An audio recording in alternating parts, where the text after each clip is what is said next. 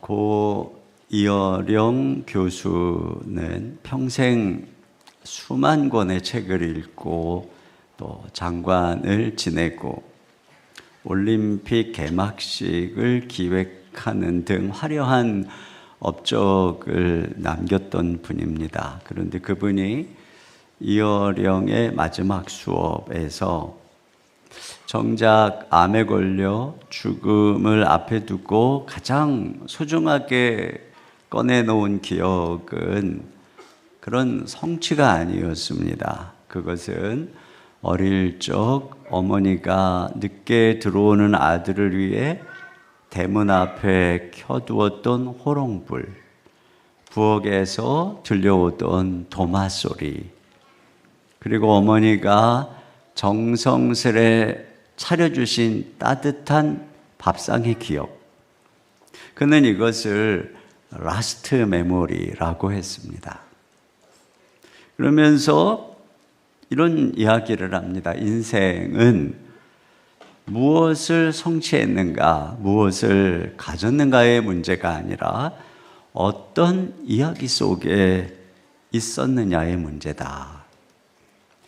우리가 마지막까지 붙드는 것은 성취나 세상의 명예가 아니라 나를 사랑하고 지켜주었던 존재와 함께 나눈 이야기, 스토리라는 것입니다.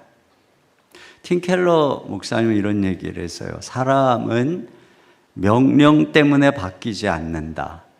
자기가 속한 이야기 때문에 바뀐다. 이야기, 소위 서사라고 하는 이야기는 우리가 어떤 정체성을 가졌는가를 보여주는 것입니다. 오늘 이 본문의 여호수아도 이스라엘 백성들 앞에서 인생의 라스트 메모리를 소개합니다. 그의 마지막 유언과 같은.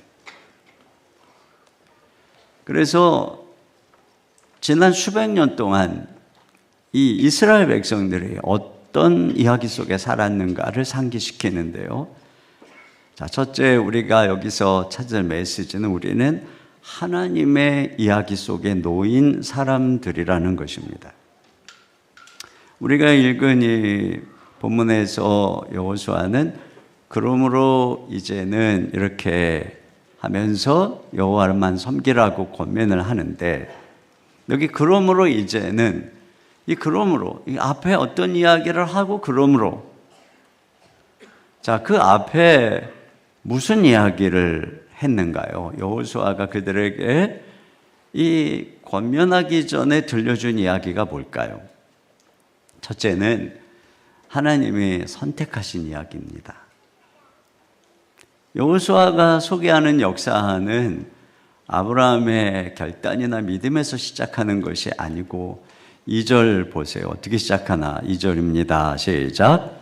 너희 조상들 곧 아브라함의 아버지 나홀의 아버지 데라가 강 저쪽에 거주하여 다른 신들을 섬겼으나. 네, 우상 숭배하고 있었다는 겁니다. 자, 그런데 3절 같이 봅니다. 상반절 시작. 내가 너희의 조상 아브라함을 강 저쪽에서 이끌어내어. 네, 하나님께서 너희의 조상 아브라함을 거기서부터 이끌어내었다. 즉 선택했다는 것입니다. 여러분, 우리의 이야기는 여기서부터 시작합니다. 성경은 하나님이 우리를 만세전에 선택했다. 그러니까 태어나기도 전에 하나님의 계획 속에 있었다는 거죠. 우리의 삶이 우연이 아니고 이런 하나님의 디자인 속에 태어났다는 것입니다. 그 하나님의 선택의 기준이 무엇이었는가? 우리 마트에서 과일을 고를 때 가장 싱싱한 것을 고르는데 하나님은 어떻게 선택하셨을까? 그 아주 중요한 예가 야곱이 에서보다 나은 게 있지 않았는데, 또는 그들이 어떤 도덕적 행위를 한 것도 아닌데 하나님이 태중에서부터 야곱은 사랑하고 에서는 미워했다. 오히려 성경에는 하나님이 우리가 죄인 되었을 때 우리를 선택하시고 사랑했다, 이렇게 기록을 하죠.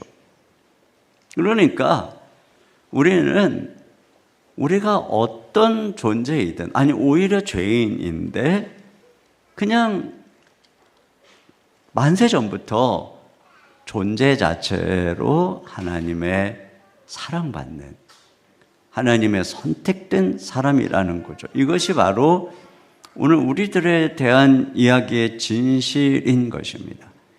그래서 인생의 닫힘문이 열리고 그분이 우리의 아버지가 되는 그런 스토리 속에 있는 것이고, 두 번째는 위기 때마다 개입하신 구원의 이야기인 것이죠. 5절을 같이 볼까요? 시작. 내가 모세와 아론을 보내었고 또 애굽에 재앙을 내려나니 곧 내가 그들 가운데 행한 것과 같고 그 후에 너희를 인도하여 내어노라. 네, 그러니까 하나님은 이스라엘을 애굽에서 건져내시기 위해서 모세와 아론을 보내고 또 애굽에 재앙도 내리고 그들을 이끌어서 구원했다는 거예요. 그 다음 절에 또 보면은 애굽이 막 추격을 해오는데 그 추격을 물리치고 홍해를 쫙 갈라주셨다는 것입니다. 광야에서도 이스라엘과 싸우는 아모리 족속을 하나님이 멸하셨고, 모압 왕이 저주를 했는데 그걸 오히려 축복으로 바꿔주셨고, 그렇게 크고 광대한 광야를 건너게 하셨다는 것이죠. 여러분, 이와 같이 지금 여호수아가 하는 스토리는, 우리들의 이야기는 하나님이 구원한 이야기다. 여러분, 우리는 이미 구원을 받은 사람이지만 우리도 광야와 같은 세상을 지나서 저 천성에 이르기까지 계속 구원의 여정을 걸어가는 것입니다. 그런데 이런 인생을 살다 보면 뒤에는 빛 독촉이나 질병과 같은 애국 군대가 쫓아오기도 하고, 앞에는 내 힘으로 도저히 뚫고 갈 수 없는 홍해 같은 절망이 가로막을 때도 있고, 내 실력이나 내 노력으로는 도무지 답이 나오지 않는 상황이 있는데, 그런데 우리의 스토리는 뭐냐? 이런 모든 위기 속에서 우리가 혼자가 아니고 우리 대신 싸워주시고 도와주시는 구원자가 계신다. 이것이 바로 우리의 스토리라는 거예요. 그래서 하나님이 어려운 중에도 홀로 내버려 두지 않으시고, 우리가 부르짖으면 도와주시고, 누가 대적하면 구원해 주시고, 위기 때마다 함께하는 그런 백성이라는 거예요, 우리가. 그래서 우리가 우리에게 싸움을 걸면 하나님이 멸절시키고 저주하면 오히려 그게 축복이 되게 하시고, 우리 싸움을 거는 자를 오히려 쫓아내서 점령하게 하시는, 우리는 그런 구원자가 함께하는 삶이고, 우리의 이야기는 바로 구원받는 이야기라는 거예요. 과거에도 그랬고 지금도 그렇고 앞으로도 그렇고, 하나님이 우리를 선택한 이야기, 또 우리를 구원하는 이야기를 살아가고 있는 존재라는 거죠. 세 번째는 은혜의 이야기입니다. 은혜의 서사. 그래서 그들이 요단강을 건너서 드디어 가나안 땅에 들어갔는데, 하나님이 7 족속과 싸울 때 그들을 다 물리치고 넘겨줬다는 거예요. 그래서 뭐라 그러냐면, 결과적으로 수고하지도 않았고 내가 짓지도 않은 성에서 살고 내가 심지 않은 과실을 먹게 하셨다는 거예요. 자, 13절 다 같이 보겠습니다. 시작.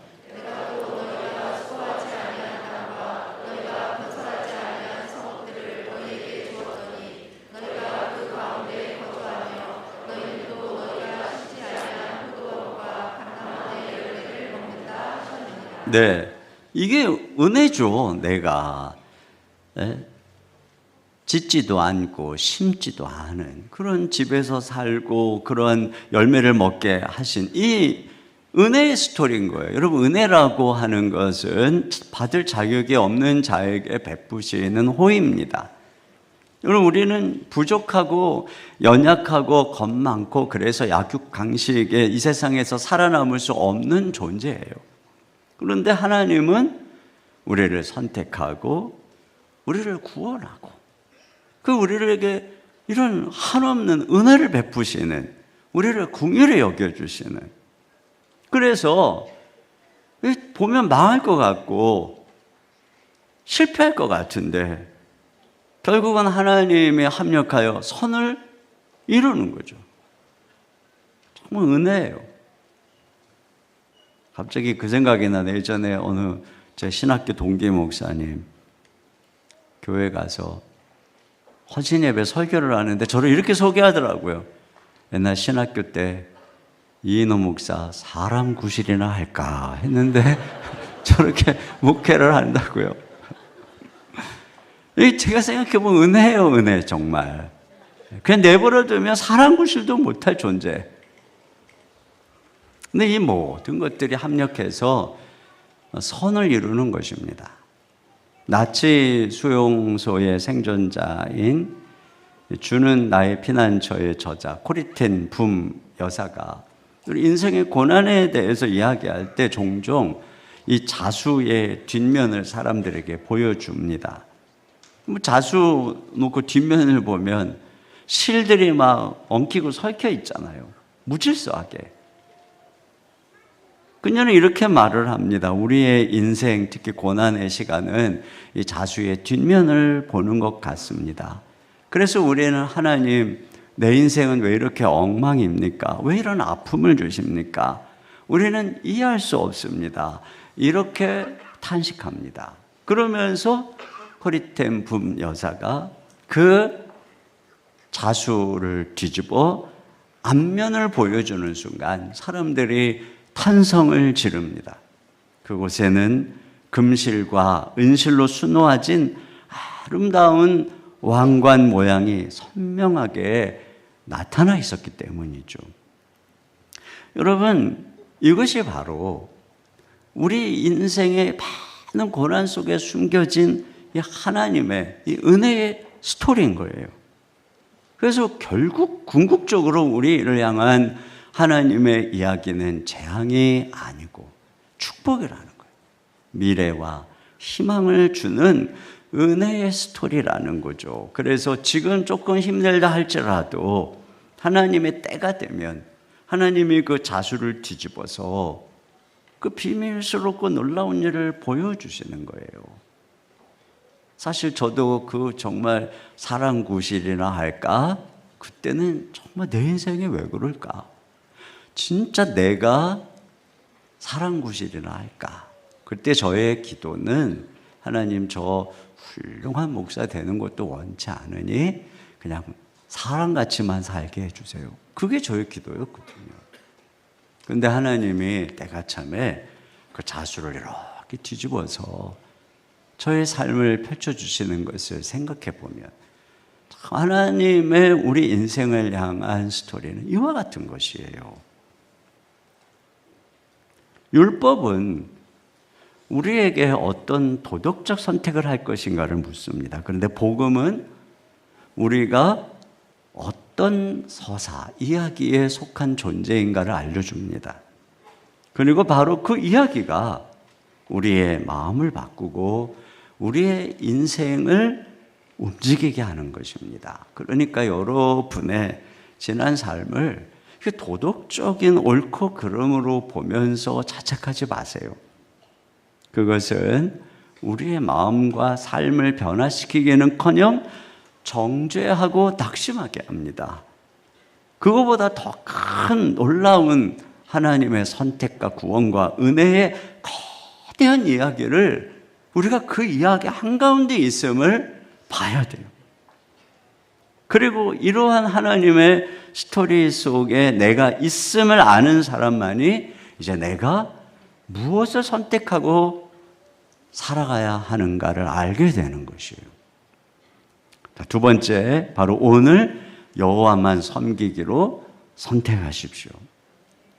이 이야기 앞에서 우리의 선택은 한 가지입니다. 그건 뭐냐면 이 거대한 서사, 이야기의 주인이신 바로 그분을 섬기는 거예요. 여호수아가 이 앞에 한 이야기들의 주어는 계속 내가예요, 내가. 하나님이 지금 말씀하시는 거거든요. 내가 너희를 선택했고, 내가 구원하고 인도했고, 내가 은혜를 베풀어 주셨다는 거예요. 그러므로 하나님이 그와 같이 우리의 인생의 스토리를, 멋진 스토리를 써가시니까 그걸 어떻게 하라는 거냐. 자, 여기 14절 상반절 같이 보겠습니다. 시작.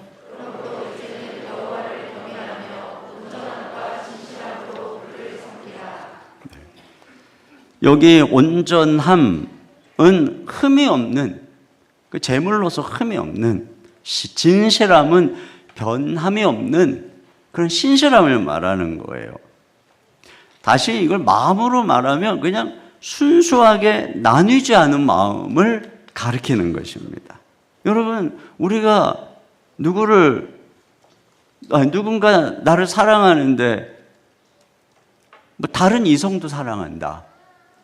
연인이, 부부가 나 당신을 사랑하는데 나 저 여자도 사랑해. 근데 당신 조금 더 사랑해. 이게 사랑이, 이게 받아들여질 얘기입니까? 여러분, 이 사랑, 이 마음은 그와 같이 다른 누군가에게 나눠주는 순간에 더러워지는 것입니다. 우리가 하나님을 향한 마음도 동일하다는 거예요. 우리가 하나님을 전심으로 그냥 아주 순수하게 사랑하고 그분만 섬겨야 된다는 거죠.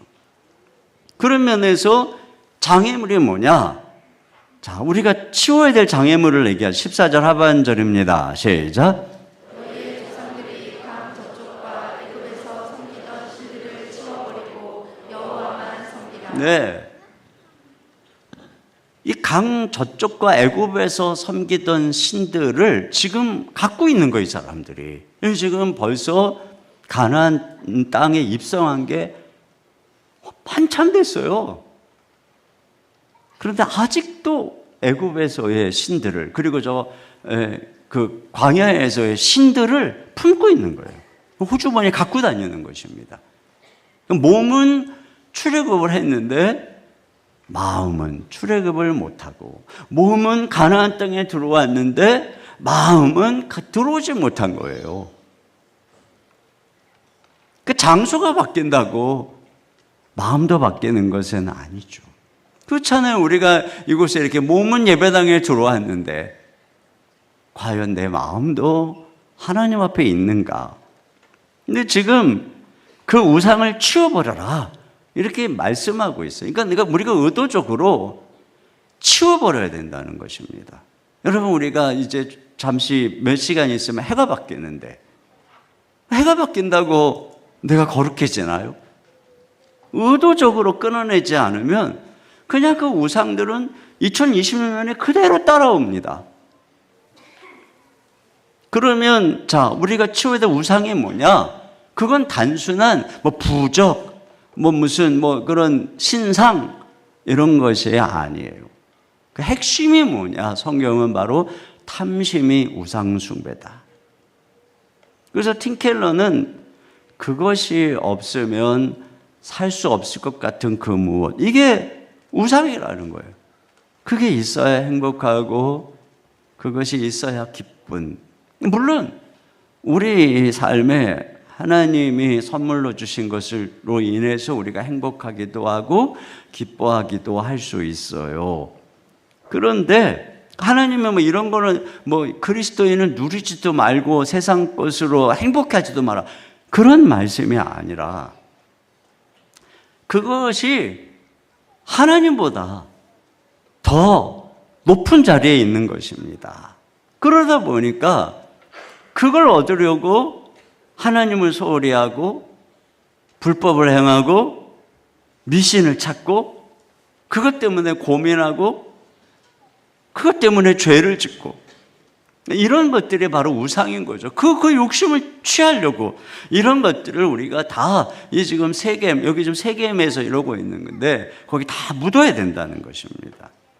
그래야 우리 이 멋진 스토리를 써가는 하나님이 2026년에도 우리의 삶을 이렇게 멋지게 이 선택하시고 또 구원하시고 인도하시고 이 막 그 엄청난 은혜를 베푸시는 이 스토리가 계속되는 건데, 근데 그 하나님, 그 주인공 되시는 하나님을 우리가 이 우상으로 인해서 놓치면 안 되는 거죠. 여러분 그 얘기 아시잖아요. 아프리카나 인도에서 원숭이 사냥할 때 목이 좁고 무거운 항아리 안에다가 원숭이가 좋아하는 견과류나 쌀을 이렇게 넣어두면 냄새를 맡은 원숭이가 항아리에다가 탁 손을 넣고 그걸 탁 견과류를 움켜쥐고 이거를 이제 빼야 되는데 이거 주먹이 이거 움켜쥐고 있는 이거 된 욕심 때문에 빼지를 못하는데 원주민들이 와서 이 원숭이를 사로잡을 때까지 이 원숭이가 이 주먹을 못 놓는다는 거예요. 주먹만 펴면 손이 빠지고 살 수가 있는데 욕심을 선택하느라 생명을 포기하는 어리석은 모습인 거죠. 여러분 우리가 우상을 품고 욕심을 손에 쥐고 있으면 살 것 같죠. 그러나 사실은 생명의 주이신 여호와를 놓치는 거예요. 그게 바로 우리들의 문제라요. 물론 하나님이 우리에게 어떤 소원에 아무 관심 없대. 그게 아니라고요. 중요한 것은 먼저 하나님을 사랑하고 그의 나라와 의를 구하면 하나님이 우리에게 가장 좋은 것이 무엇인지 아시고 채워주시는 그런 것인데, 우리가 오히려 거꾸로 하나님을 내 세상 욕심을 채우기 위한 하수인으로 여기니까, 그래 결국은 우리는 하나님을 섬긴다고 하면서 내 욕심, 바알을 섬기는 거예요. 이게 우상숭배라는 것입니다. 이걸 다시 돌려놔야 된다는 거예요. 하나님을 가장 사랑하는, 그러면서 여호수아가 그걸 택하라는 거죠. 15절 같이 봅니다. 시작.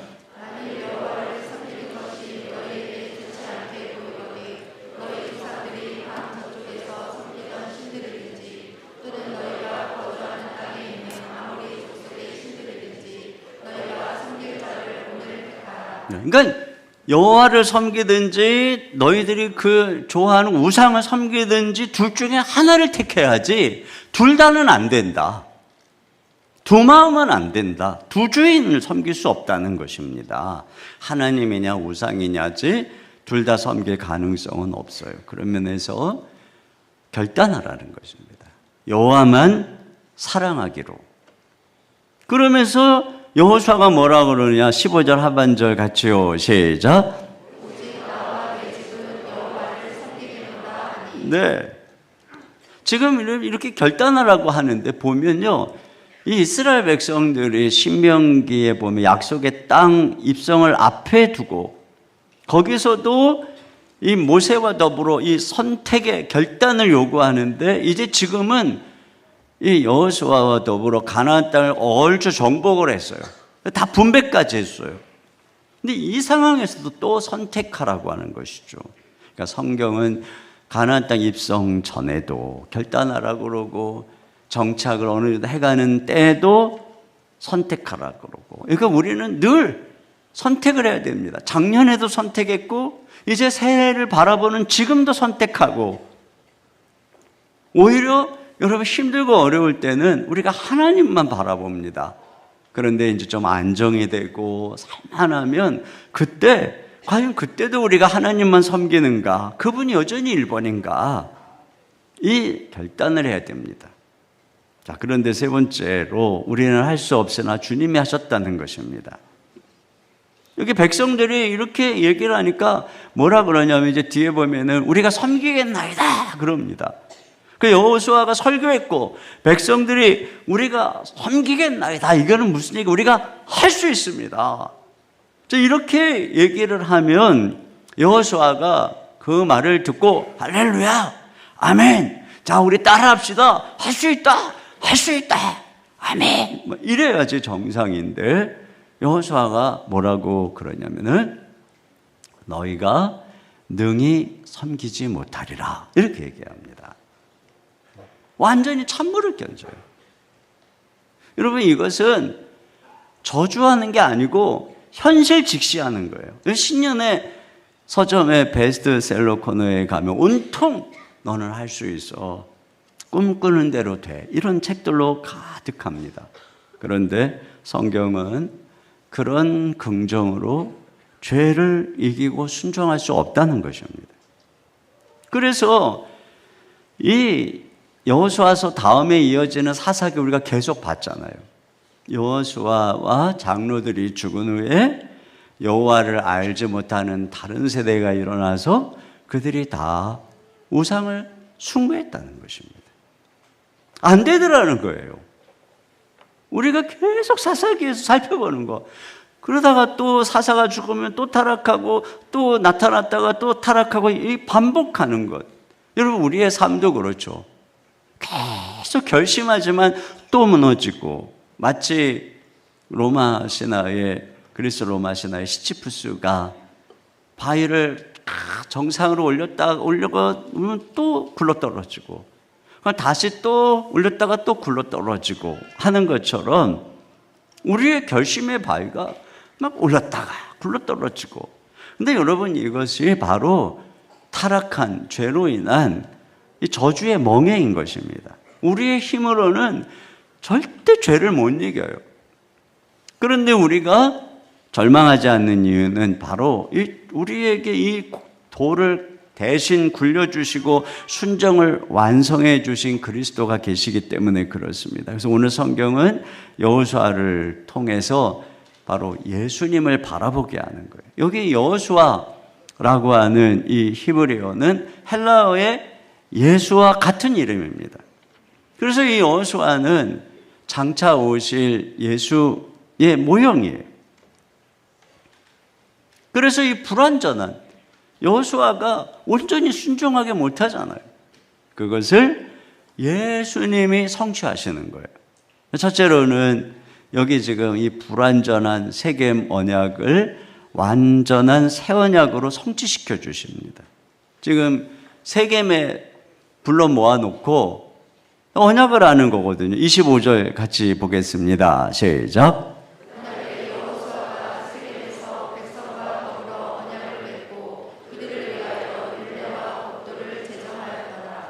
네, 이렇게 했지만 우리가 봤잖아요. 사사기에서 안 되는 것입니다.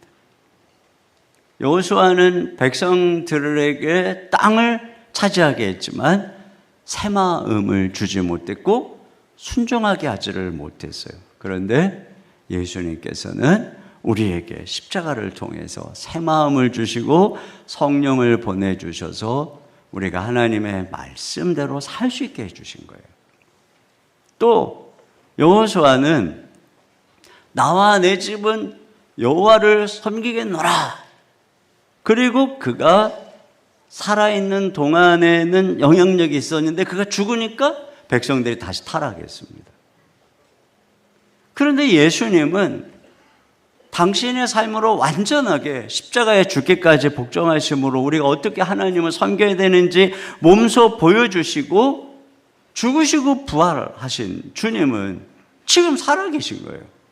그래서 누구든지 예수님을 모시면 예수님은 우리가 그분의 영향 가운데에서 그분의 도우심 속에서 여호와만 경외하고 사랑하고 섬길 수 있도록 도와주신다는 거예요. 또 여호수아는 오늘 택하라 이러잖아요.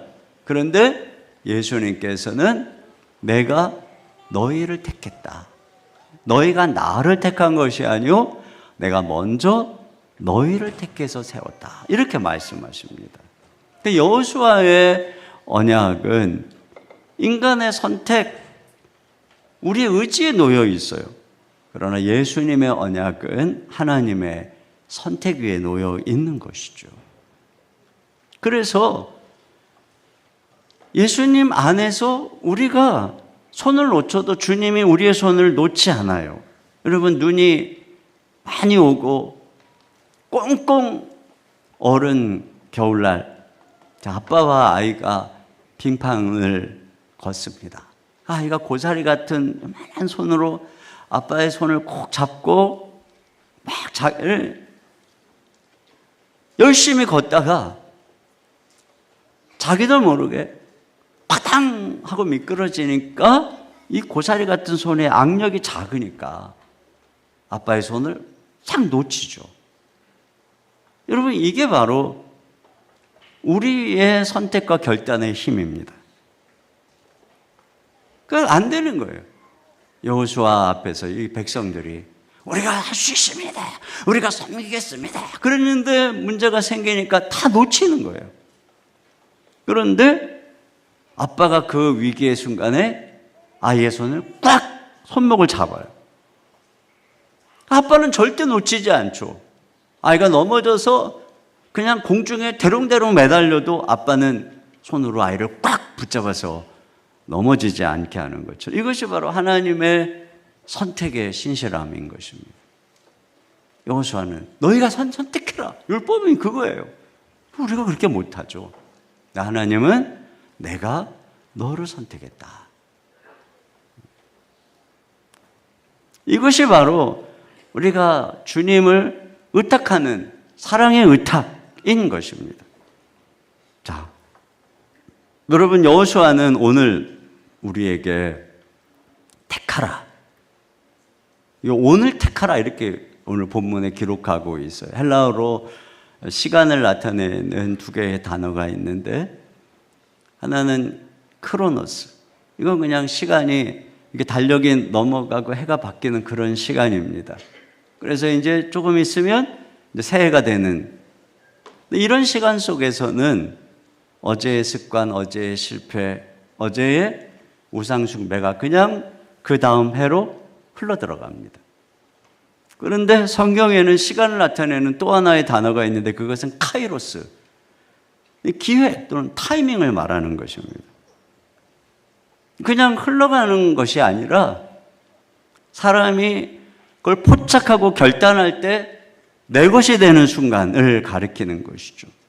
그래서 우리의 결단으로 운명이 바뀌는 결정적 순간을 의미합니다. 그러니까 여러분, 오늘 이게 우리가 이렇게 새해로 흘러가는 이 시간이 단순한 크로노스가 될 수도 있고 아니면 카이로스가 될 수도 있는 것이죠. 어떻게 우리의 삶이 새해에는 카이로스가 될 수 있을까? 그것은 바로 그리스도, 그분과의 연합인 것입니다. 내가 할 수 있다, 그것이 아니라 우리의 주가 되시는 주님을 의지하고 내 결단으로 살아가는 것이 아니라 그리스도와 연합된 삶을 살아갈 때 그리스도 안에서 우리의 인생을 향한 하나님의 서사는 이 새해에도 계속될 수 있는 줄로 믿습니다. 이런 은혜가 함께해서 저와 여러분이 오늘 그리스도 안에서 이 결심이 우리의 결심이 되었으면 좋겠어요. 주님, 따라서 하세요. 나와 내 집은 여호와만 섬기리라. 나와 내 집은 여호와만 섬기리라. 아멘. 우리 시간에 자리에서 우리 같이 일어나서 찬양, 나는 주를 섬기는 것엔 후회가 없습니다. 우리 찬양 같이 드리도록 하겠습니다.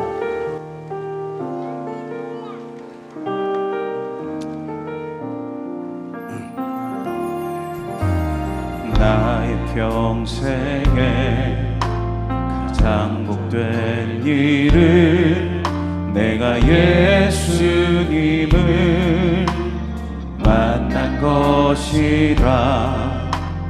나의 평생에 가장 잘한 일은 내가 예수님을 주로 섬길 것이라. 살 동안 내가 걷는 길이 때론 험하여서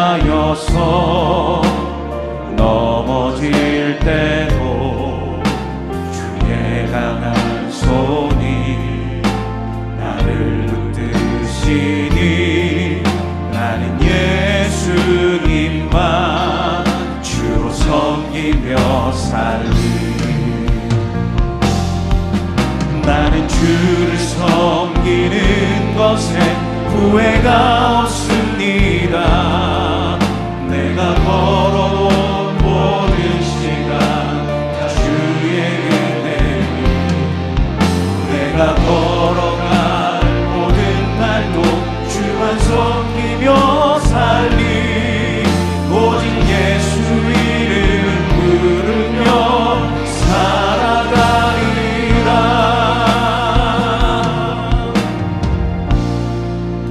나는 주를 섬기는 것에 후회가 없습니다.